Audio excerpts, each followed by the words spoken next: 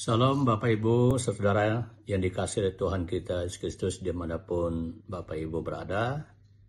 Terima kasih kita telah memasuki hari yang ke-10 dari kegiatan doa puasa Gereja Kami Indonesia di tahun 2025. Pada hari ini kita akan memasuki renungan firman Tuhan untuk mengantar kegiatan doa puasa kita yang saya ambil di dalam kitab Yesaya pasal 61 ayat 1-3. Yesaya pasal 61 ayat 1-3 berkata demikian. Roh Tuhan Allah ada padaku, oleh karena Tuhan telah mengurapi aku. Ia telah mengutus aku untuk menyampaikan kabar baik kepada orang-orang sengsara dan merawat orang-orang yang remuk hati, untuk memberitakan pembebasan kepada orang-orang tawanan dan kepada orang-orang yang terkurung kelepasan dari penjara, untuk memberitakan tahun rahmat Tuhan dan hari pembalasan Allah kita, untuk menghibur semua orang berkabung, untuk mengaruniakan kepada mereka perhiasan kepala ganti abu, minyak untuk pesta ganti kain kabung, nyanyian puji-pujian ganti semangat yang pudar, supaya orang menyebut mereka pohon tarbantin kebenaran, tanaman Tuhan untuk memperlihatkan keagungannya. Saudara saya kasihan Tuhan kita Yesus Kristus, tema renung kita hari ini adalah Kristus yang diurapi. Kalau kita membaca Yesaya 61-3, pribadi yang dimaksudkan oleh Nabi Yesaya yaitu Yesus Kristus. Yesus menerima urapan atau Roh Kudus bersama dengan dia. Dalam perjanjian baru, gelar paling banyak untuk Yesus adalah Kristus. Kristus adalah sebuah gelar tertinggi. Kristus artinya orang yang diurapi. Zaman perjanjian lama, orang-orang diurapi ketika mereka dipanggil untuk jabatan nabi, imam, dan raja. Misalnya, Saul diurapi oleh Nabi Samuel menjadi Raja Israel.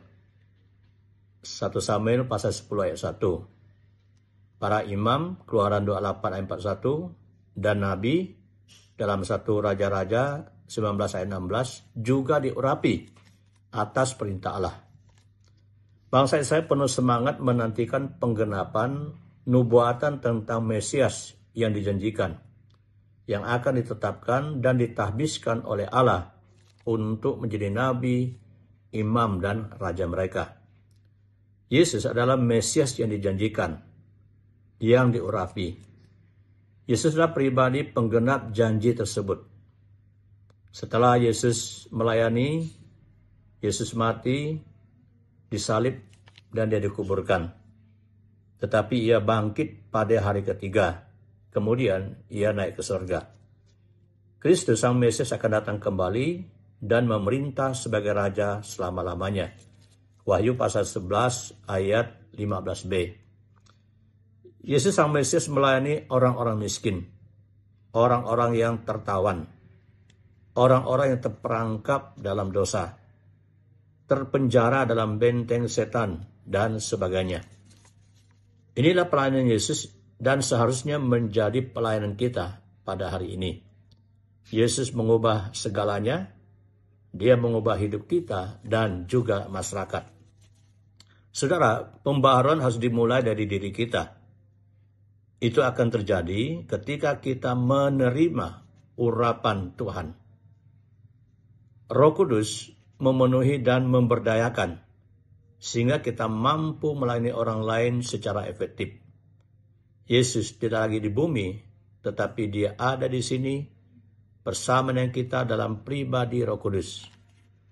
Roh Kudus bergerak di dalam dan melalui kita. Saat kita melakukannya, Yesus menyajikan transformasi dan perubahan.